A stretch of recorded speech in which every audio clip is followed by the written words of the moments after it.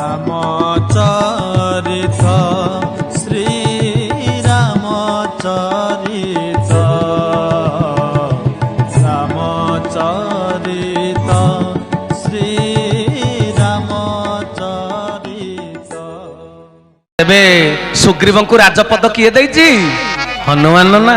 हनुमान जदि राम सहित मिलन कर तेरे सुग्रीव राजपद पाई पारि नथान्ते। तेणु हनुमान को एते दिया जाइछि कौन खातिर दिया जाइछि आदि उपाधि दिया जाइछि तांकर महिमा गान करा जाइछि। तापर सुग्रीव भितर केमिति वैराग्य जात होइछि आपण माने जानिथिबे। सुग्रीव भितर वैराग्य कौन जात हैला जेतले प्रभु परमात्मांकर सन्निकट होई गले सुग्रीव कौन कहउचंती कहले सुख संपत्ति परिवार बड़ाई सुख संपत्ति परिवार बड़ाई सब परिहरी कही हूँ सेवकाई। हे प्रभु आपण को जे पर्यंत पाई नथिली मोर राजसिंहासन दरकार पड़ुथिला बाली मते अत्याचार करी राज्य रु तड़ी देइछि ए दुख मोर थिला किंतु आपण को पाइला परे हे परमानंद हे दिव्यानंद हे सदानंद हे प्रेमानंद मो भितर आउतिले मात्र दुख नाही। मोर इच्छा होछि ए घर परिवार राजसिंहासन सब त्याग करी आपणकर केवल सेवक रहिबी। सुग्रीवंक भितर एमती चिंता आसीछि कहले ए सब राम भक्ति के बाधक घर द्वार सुना संपत्ति सब कौन पराधीन करी रखिबो सत्संग को समस्ते आसी पारि घर जगी थिबे जे नुआकरी कोठाटे करिथिबो तिनि महला कहबे हेलो प्रधान बाबू तो मंदिर प्रांगण रामचरित को आसिलेनी कहले घरे कहि नथिले घरे कहि नथिले जे सी घर जगी करी रहिले बुझि परजना कथा। तबे घर को धन को धर्म जगे ना मनीष जगे धन को धर्म जगे ना मनीष जगे भगवान जदि नबाकू चाहिए तुम रखिपार कैंसर भाया रोग हम जहाँ रखि सब सर देला बेले दियंती छपर फाड़ी नेला बेले नियंती भूईरु ताड़ी भगवान जदि नबाकू चाहिए भूईरु ताड़ी किरी नहीं जीवे बिल्कुल रखिपारे। तेणु सजन वृंद बहुत लोक बंधन रे पड़ी सुग्रीव कहले बंधन को छिंडई दियो प्रभु मु आपणक बंधन रे रहिबा को इच्छा करूछि कहि संत तब पद अवधारक। संत माने तुम पाद को जमी भरोसा करी मस्तक धारण करी हृदय धारण करी मोर से इच्छा होची शत्रु मित्र सुख दुख जगमाही माया कृत परमारथ नाही। सुग्रीव कहउचंती कहले शत्रु कहीं नुहंती कि मित्र किए नुहंती प्रभु रामचंद्र पचारे आउ बाली कहले बाली मु भाबुची बाली एबे आउ मोर शत्रु नुहे कहले कौन पाई जे कहले बाली परम हित जासु प्रसादा बाली परम हित जासु प्रसादा मिले हूँ राम तुम सम्मन विषादा श्री राम जय राम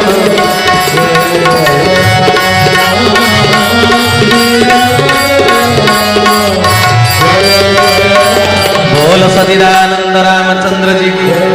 कहले प्रभु बाली मोर परम हिताकांक्षी कहले कौन पाई कहले सी दुख देला बोली मु आपन को पाइली ना बाली भितर केते बड़ वैराग्य आसीगला।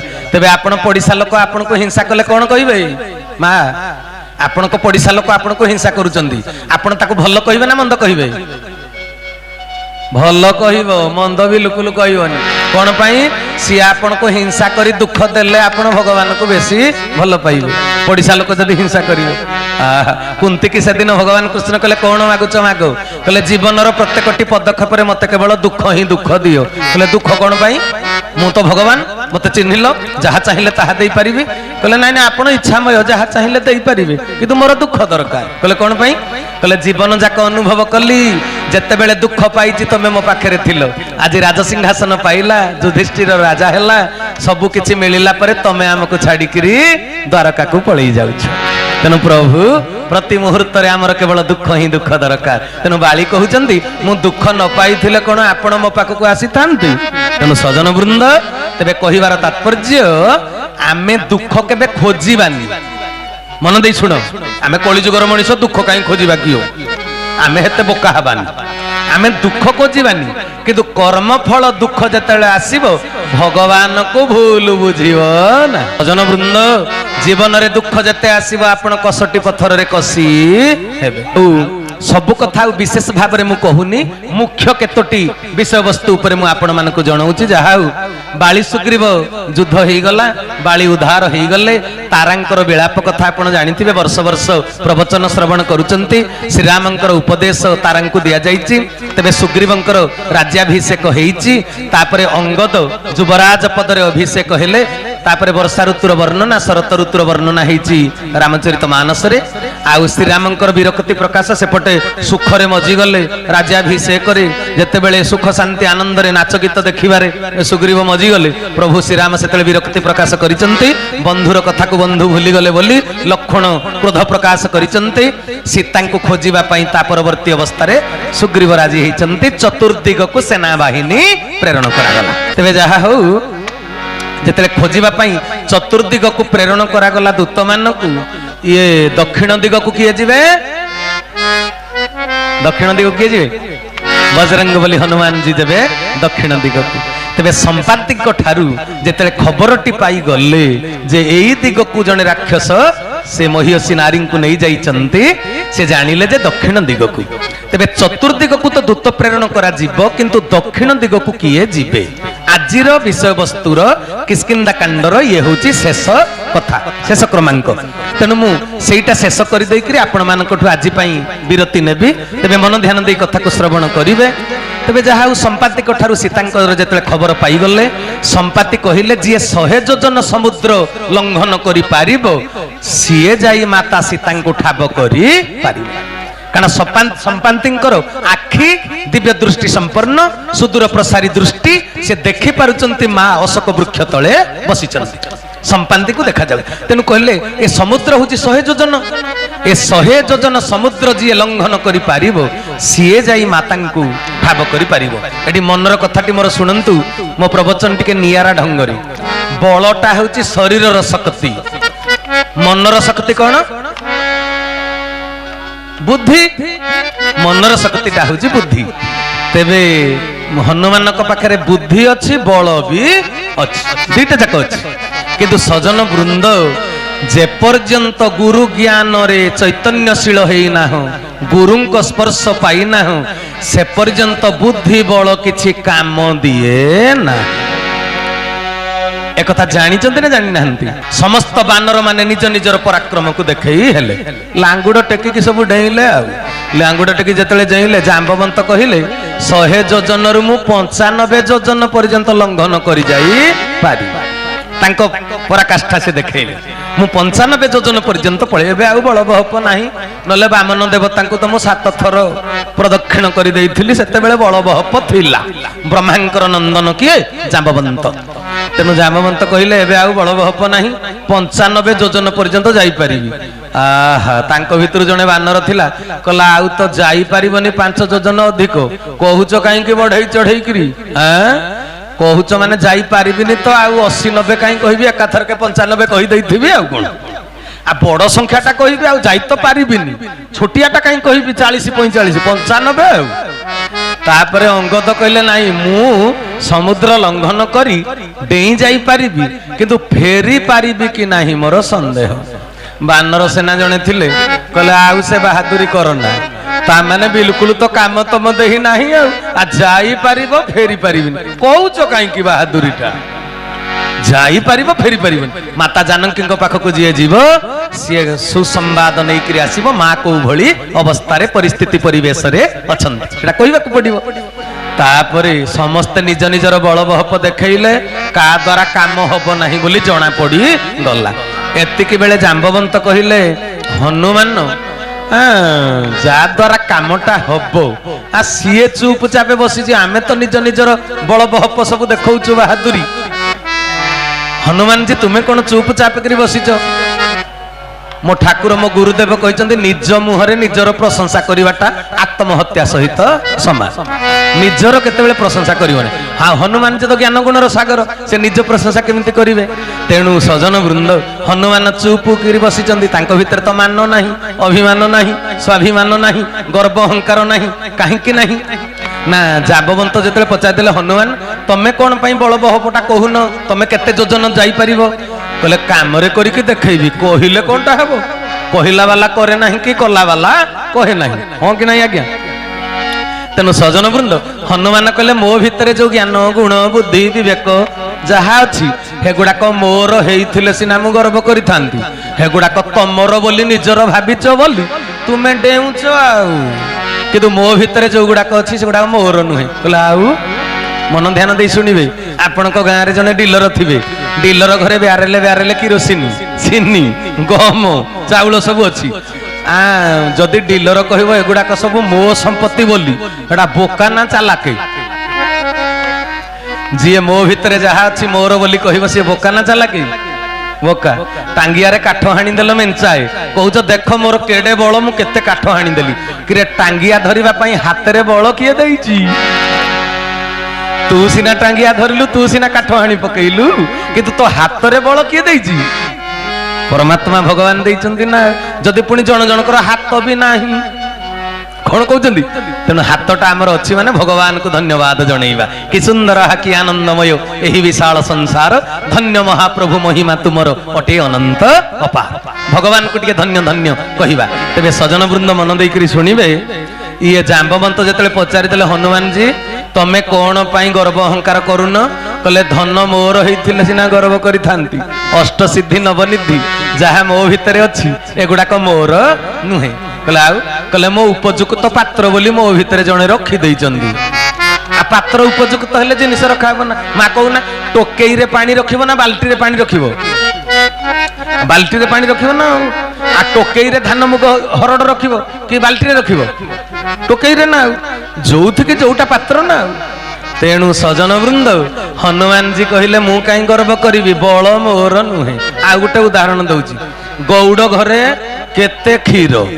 ଗୌଡ଼ ଘରକୁ ଯେତେବେଳେ ଜଣେ ଗ୍ରାହକ ଯାଇକରି କହିଲା ମତେ 2 ଲିଟର କ୍ଷୀର ଦିଅ, ସେଲ୍ସମ୍ୟାନ ଜଣେ ଥିଲେ, କହିଲେ ସାରେ ବାଲ୍ଟି କ୍ଷୀର ଦେବି ନା ମଗ କ୍ଷୀର ଦେବି? ମତେ କୁହନ୍ତୁ କ୍ଷୀରଟା ବାଲ୍ଟିର ନା ମାଠିଆର କି ମଗର? କ୍ଷୀର କାହାର? କହୁନା ଟିକେ। କ୍ଷୀର ଗାଈର, କ୍ଷୀର କାହାର? କ୍ଷୀର ହଉଛି ଗାଈର, ଏଟା ବାଲ୍ଟିର ନୁହଁ କି ମାଠିଆର ନୁହଁ।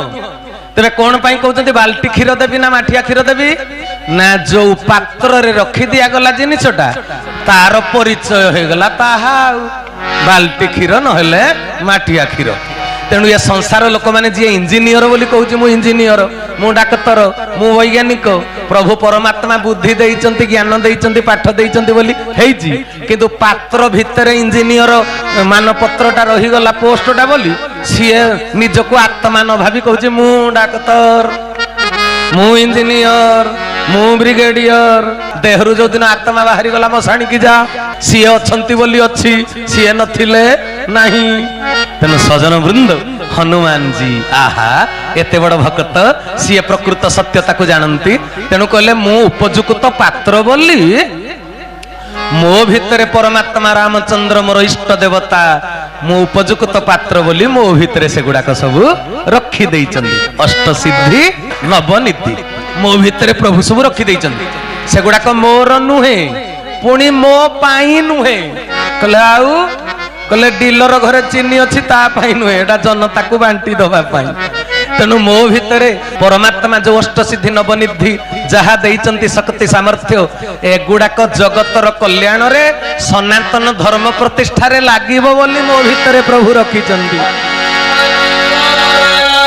ତେବେ ସଜନ ବୃନ୍ଦ ଆପଣ ଯେତେ ବସିଛ ସମସ୍ତେ ତ ସଂସ୍କୃତି ସମ୍ପନ୍ନ ମାଟିରେ ବସିଛନ୍ତି। କ୍ଷୀରଚୋରା ଗୋପୀନାଥ ମନ୍ଦିର ଏତେ ବଡ ପବିତ୍ର ଆସର, ମୁଁ ଅନେକ ଥର ଦେଖା କରିବାକୁ ଏଠିକି ଆସିଛି ପ୍ରଭୁଙ୍କୁ ଦର୍ଶନ କରିବାକୁ, ଯୋଉଠି ଶ୍ରୀ ଚୈତନ୍ୟ ମହାପ୍ରଭୁ ମଧ୍ୟ ଅବସ୍ଥାନ କରିଥିଲେ ନାମ ପ୍ରଚାର କରିବାକୁ ଆସିକିରି।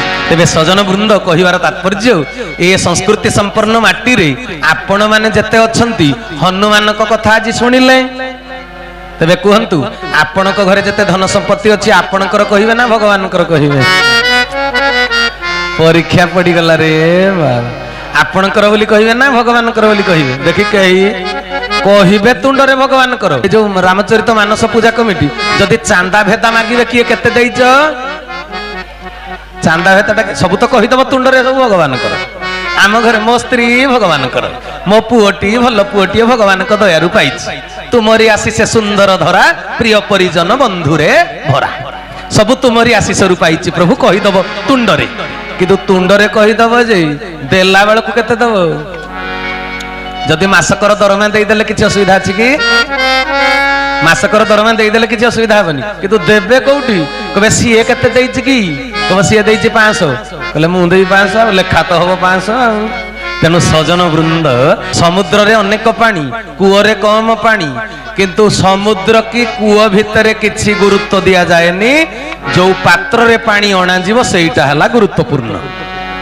ପାତ୍ର ଯେଡ଼ିକି ପାଣି ଆସିବ ସେତିକି, ସମୁଦ୍ରରୁ ବି ସେତିକି, ମାଟି କୂଅରୁ ବି ସେତିକି, ପାତ୍ରଟା ଯେଡ଼ିକି ପାଣି ଆସିବ ସେତିକି। ତେଣୁ ଦବା ବାଲା ପାତ୍ର ଯଦି ନ ହେଇଥିବ, କୋଟିପତି ଯେତିକି ଦବ ଦିନ ମଜୁରିଆ ସେତିକି।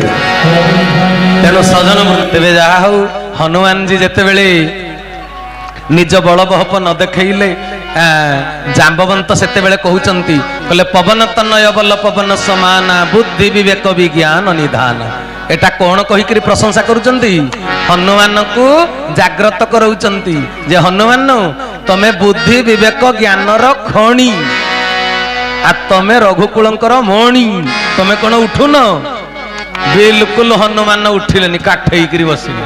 କଣ ପାଇଁ ଜାଣିଛ କି? ଏଇଟା ତାଙ୍କର ପ୍ରକୃତ ପରିଚୟ ନୁହେଁ, କାରଣ ବାପ ବଳରେ ବଳିଆନ ବୋଲି କହୁଛନ୍ତି ଜାମ୍ବବନ୍ତ।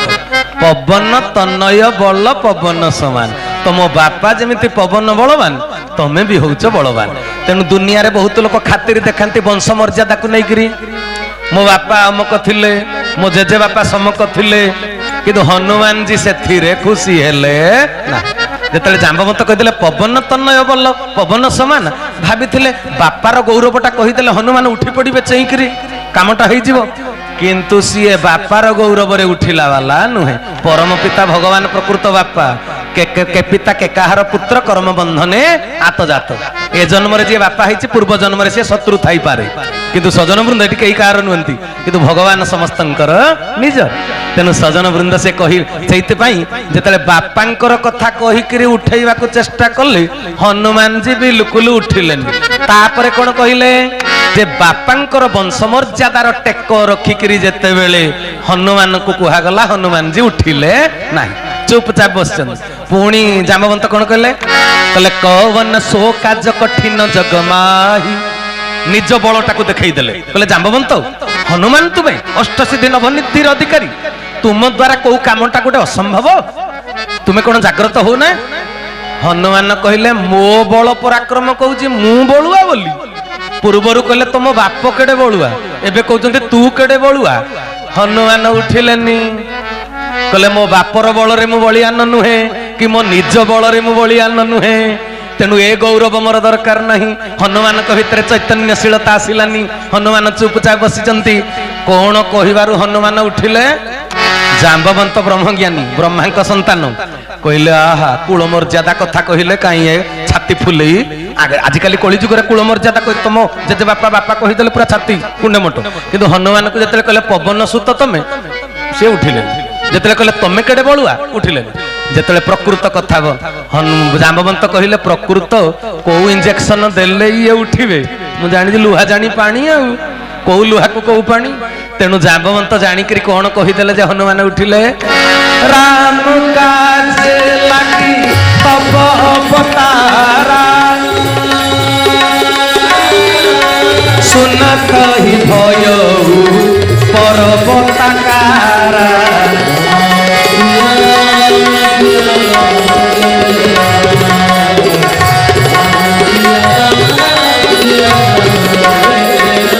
बोल सचिदानंद चरमनाथ की। ते भाई भौणी माने जेतेले कहिदेले राम काज लागि तब अवतार, हनुमान जी तुम जीवनर कारण होचंदी परम पुरुष ठाकुर रामचंद्र।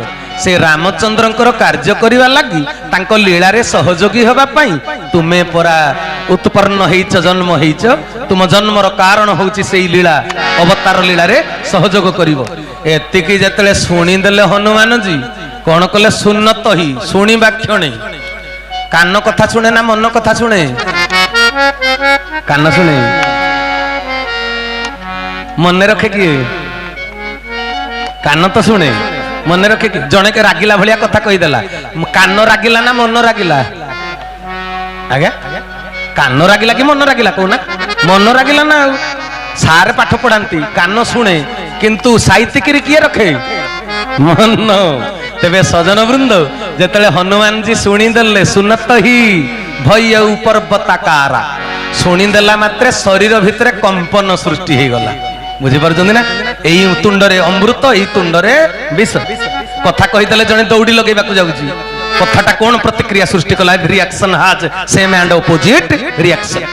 କଥା ଶୁଣିଦେଲା ମାତ୍ରେ ଜଣେ ରସି ଲଗେଇବାକୁ ପଡୁଛି ମରିବାକୁ, କିନ୍ତୁ କଥା ଶୁଣିଦେଲେ ଜଣେ ରସି ଲଗେଇବାକୁ ଯାଉଥିବା ଲୋକ ଫେରି ଯାଉଛି, ଜୀବନର ମୂଲ୍ୟବୋଧ ବୁଝି ଯାଉଛି। ତେବେ ସଜନ ବୃନ୍ଦ କହିବାର ତାତ୍ପର୍ଯ୍ୟ ଏ କଥାରେ କଣ ଅଛି? ତେଣୁ ଜାମ୍ବବନ୍ତ କୌଶଳ ପ୍ରୟୋଗ କରି ଏଡେ ସୁନ୍ଦର କଥା କହିଦେଲେ, ରାମ କାଜ ଲାଗି ତବ ଅବତାର। ଯେତେବେଳେ କାନ ଭିତରେ ପଶିଗଲା ଏ ଶବ୍ଦ, ଏ ବାକ୍ୟ, ହନୁମାନଙ୍କ ଭିତରେ ରକ୍ତ କଣିକାରେ ରାମଙ୍କର ଶକ୍ତି ତେଜ ପରାକାଷ୍ଠା ଦେଖାଗଲା। ତେବେ ଆମେ ମାନେ କାହା ବଳରେ ବଳିଆନ ବୋଲି ଆଜି ପ୍ରବଚନରୁ ଶିକ୍ଷା ପାଇଲେ? କେବେ କହିବେନି ଯେ ଦେଖିନେବି ତତେ, ମୋଟେ କହିବେନି। କୋଉ ପଡିଶା ଲୋକକୁ କାହାକୁ ବି କହିବନି ଦେଖିନେବି ତତେ, ଏ କଥା କହିବନି। ତୋ ପାଖରେ କିଛି ନାହିଁ, ଦେଖିନେବି କହିବୁ, କାଲି ହାର୍ଟ ଚୋକ୍ ହେଲେ ମରିବୁ। ବୁଝିପାରୁଛ ନା କଣ? ଆମ ସମସ୍ତଙ୍କ ପାଖରେ ଅଛି ଜନ୍ମ ତାରିଖ, ମୃତ୍ୟୁ ତାରିଖ କାହା ପାଖରେ ଅଛି? ତମ ଭିତରୁ କିଏ 2000 ବର୍ଷ ବଞ୍ଚିବ କହିଲ? ଗ୍ୟାରେଣ୍ଟି କାର୍ଡ ଧରିଛ, ବଞ୍ଚି ପାରିବ? ମୋର ଅର୍ପଣ ଫିଲ୍ମରେ ଗୋଟେ ଗୀତ ମନେ ପଡେ, लिखने वाले ने लिख डाले, लिखने वाले मिलन के साथ छोड़े, आशा हुण तुर जाए तेनी रह गए थोड़े, आशा हुण तुर जाए तेनी रह गए थोड़े, लिखने वाले।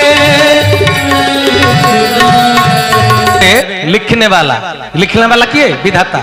पितामाता संजोग काले बिहिजा लेखिला कपाल।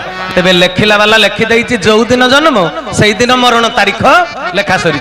आमको जणा नाही बोली आमे कोन कहंती देखिनेबी मते चिन्हिचु। इरे बाबा तोते कौन चिन्हबी? तो डेंगा तो 6 फुट, तू कौन चंद्र पृष्ठ जगह किणीचु कि धनी लोक बोली सुना रूपा हीरा नीला खाऊचु? मु दिन मजुरिया हेले भी आलू बैगन टमाटो खाऊची, तू भी से गुड़ाक खाऊचु। कोटिपति हेले भी कि तू सुना रूपा हीरा नीला गिलुचु जे तोर हजम हबो। तेबे सजन वृंद यही है समानता। तेबे प्रभु प्राण प्रियतम पुरुषोत्तम से राम कृष्ण केशव से जगन्नाथंकर पद कमल रे बांधी ही जीवा, निजको बड़ मन न करी सब बेले छोट मन करी, किंतु दरकार बेले बड़ होई जीवा। आ सीता कहिले कि रे तो भलिया बानर सीए कोन पारिबे जे राक्षस मान कहले मा मते छोटिया भाबुच देख माने दरकार बेले बड़ हबा, अदरकार बेले मुटे देखई हबा नाही। एटा रामचरित्र शिक्षा। सब्सक्राइब करंतु विपिन बिहारी सामल चैनल को, प्रेस करंतु पाखरे थिबा बेल आइकन को, जा फଳରେ प्रतिदिन अपलोड हेउथिबा आध्यात्मिक कथावस्तु को आपण माने सुनि परिबे।